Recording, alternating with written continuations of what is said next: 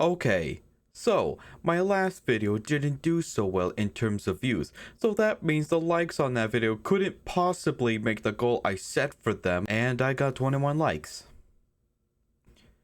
You guys just want to watch me suffer. Admit it.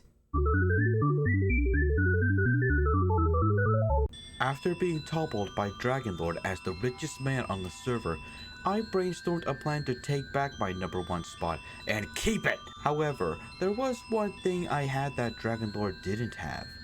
Allies. I was approached by a friend of mine named TRDM. He offered to help me win this war by building a super smelter. All he needed in return was my help getting the materials. I agreed to his offer. However, we first needed to build a fuel farm for this super smelter, so we built a bamboo farm. Afterwards, we built the super smelter underneath the bamboo farm. Along the way, we added 2 more people to our circle of trust, Trip and Mage. I then conducted a plan to win this war. First, I would stock up on iron, gold, and diamonds, just enough to take back the #1 spot, and after that, I would announce my declaration of war. Why would I do this? Well, it's because after he took my #1 spot and bragged about it in Discord, I warned him that the only reason he took it back was because I allowed it. Time to prove me right. However, I didn't want this war to last forever, so I needed a goal for Dragonlord and I to reach. So I decided the goal would be $200,000. I didn't tell anyone about this yet, as I didn't want word of this to reach Dragonlord. Afterwards, I realized mining within a 3,000 block radius of spawn probably wasn't going to do me much good. So I decided to mine in the largest mesa biome on the server. I then realized something Dragonlord shared in the Avalon Discord that might help me win this war. You see, in my last video I said I would be using my Soul Touch pick to mine ores and mine them all with my fortune pick when I was done. However, in this screenshot, it seems Dragonlord did the opposite. He used his fortune pick on the ores and compressed the raw ore into their block form. I knew right then and there I had to use his own strat against him. Oh, the irony. Anyways, we connected the bamboo farm to the super smelter, waited while the machine refueled itself, and we began smelting ores. However, we encountered one small problem. The super smelter was burning through the bamboo faster than the machine could refuel itself. We quickly discovered why bamboo is not an effective fuel source. It takes around 3 to 4 bamboo just to smelt one item. We quickly disconnected the bamboo farm from the super smelter and began debating ideas on a fuel source we could both automate and connect to the super smelter.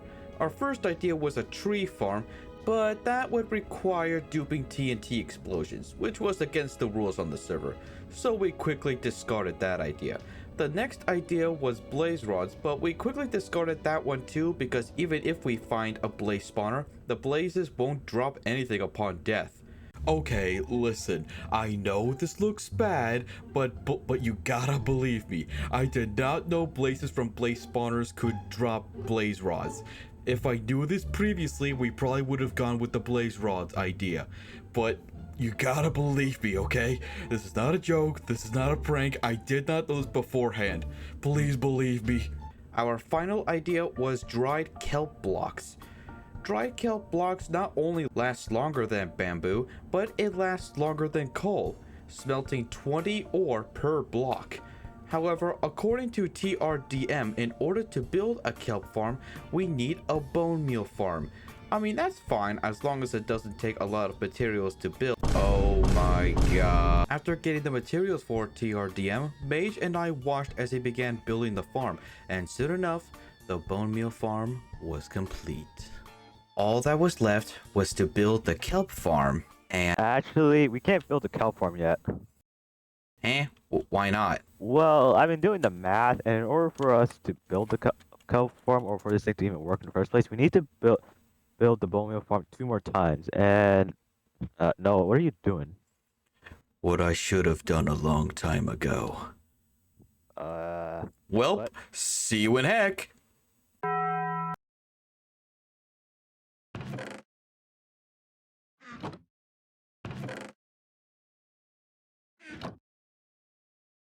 I don't even want to tell you how long it took to get this. Soon after, the bone meal farm was officially complete. After that, TRDM finally finished the kelp farm. Just look at this. It's just so beautiful. It's just so beautiful. Look at all the dried kelp we're getting. Where? Oh, if only you could see it, Nitro. If only you could see it. We quickly decided to make a strict rule that if anyone turns on the machine, especially the bone meal farm, we would have to stay within a close proximity of it, and we would have to turn it off if we needed to leave the server or wander someplace else. Why, you may ask? Well, because the bone meal farm is very delicate and would break every time our backs were turned. Also, you've seen our super smelter. Let me show you what Dragonlord's smelter looks like. Notice any similarities? Also, I just want to say Trip thinks he's really funny. He's been using the bamboo farm to turn the bamboo into sticks so he can sell them for emeralds at TRDM's villager pen. Okay, it doesn't sound bad saying it out loud, but at least the bamboo farm isn't just some lawn furniture collecting dust. Also, did you know that iron golems are spawning near TRDM's villager pen? Don't worry, I'm just kidding. I would never turn the villager pen into an iron golem farm because the admins would probably skin me alive. And speaking of which, one of the admins named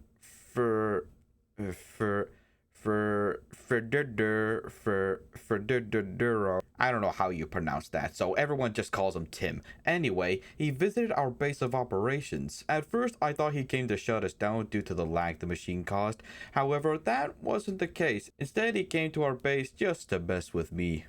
No, Tim! Tim, let me go! Tim, you've been jailed for 10 hours. Why? What did I do? Why did you? Hours? What did I do? Chat forever. No, Tim. What did I? Public that This is police. people. This is police brutality. Read my. You haven't even read me my rights yet. Can you use your horse to get out now? Yeah, I can't. I can still get out with my horse. How far can you go with it? How far can you go? I actually want to know. I can try to go far. I'm going to. Okay. I mean, to be fair, Oh my- he's in a pit. What? Stop putting me in. Why am I in jail? Hey, feeding time. Feeding time. I'm not a pet. Oh, wait, hold on. Help me, please. Feeding time. I'm not a pet. Tim, let me out of this cage. Yeah. Yay. Feeding time. I'm free. No, I'm still cuffed. I'm cuffed. Bro. What? Are you can fix it. trying to help? I can't even access this freaking. Bro, I need to. Yay. I'm free. No, I'm not free. I'm still in jail There's time. no work poll. Unfortunate. I'm still in jail for like 9 hours. Yes, thank you. Thank you. I heard it too.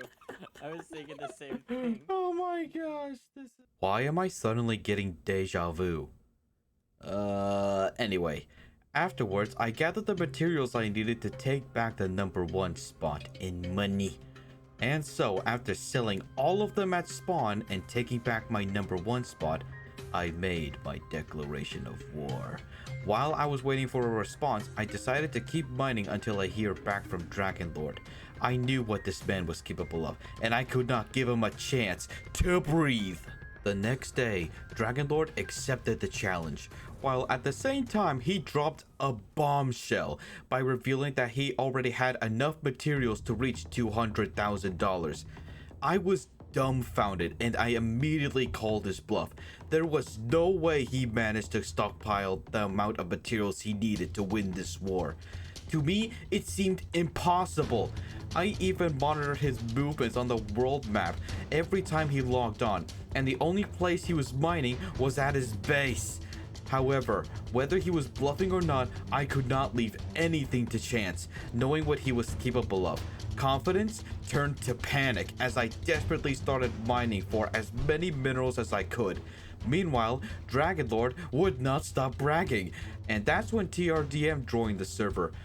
I told him to hop into a VC and told him everything. I even asked him to go invisible and sneak into Dragonlord's base to confirm whether he said was true or not. While he couldn't confirm whether or not Dragonlord had the amount of materials he claimed he had, however, TRDM did confirm one thing. Dragonlord was in the process of smelting everything. We needed to hurry, otherwise all of our work, plotting and scheming would have all been for nothing.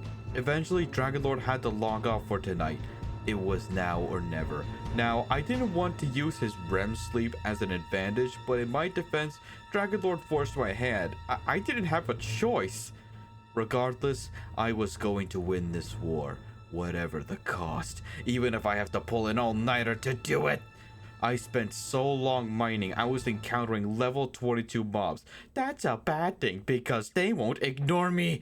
I've had so many close encounters with death, I almost believed I was immortal. I eventually ran out of food and resorted to living off of rotten flesh. Yes, I am not insane. It got to the point where I was starting to lose my mind. Mentally, I'm in mental anguish, but it's worth it. It's worth it. I mean, he's currently in the process of dying right now, but... Diamonds, more diamonds. So many hours mining away. Hey, man. You would have, it will let you take precious away. Okay. I'll trade you precious. No, I will let you take precious. So many hours mining away. After many hours mining away, TRDM confirmed I had enough and ushered me back to his base and waited for the materials to smelt. What would have taken Dragonlord hours to smelt his ores, our super smelter could smelt a double chest full of raw ore in a matter of minutes. After we smelted everything, we compressed the ingots into blocks and threw them into the shulker boxes. And after selling everything at spawn, I finally reached $200,000. Oh my god. Ladies and gentlemen, we got him. The number one richest man on Avalon Alpha. Oh, it's ya boy. It's ya boy. Aneurysm time. Noah Atlantis wins the Money War 2023. Afterwards, I announced my victory in the Avalon Discord server. Dragonlord took the loss like a champ, but honestly, Dragonlord, if you're watching, thank you for being my opponent, bro. I couldn't have asked for anyone else. GG, bro. When the war ended, Dragonlord revealed to me that all the resources he said he mined were copper and iron, but mostly copper. The one mineral I considered to be worthless, Dragonlord saw value in them if he mined just enough of it. This man has earned my respect. However, when he no longer needed the copper, he used all the copper he had to build a large copper sphere behind spawn. TRDM and I took a screenshot when it was halfway done for laughs, but mostly because we were bored. I then thanked TRDM, Mage, and Trip for helping me, and we all departed. You know, a wise man once said, "Number one isn't a reward, it's a prison. A prison which forces you to dedicate your life to defending a temporary title." Now, I truly understand what that means. Now that this conflict has finally met its conclusion, I can now rest. No, seriously, I need rest. My head is killing me.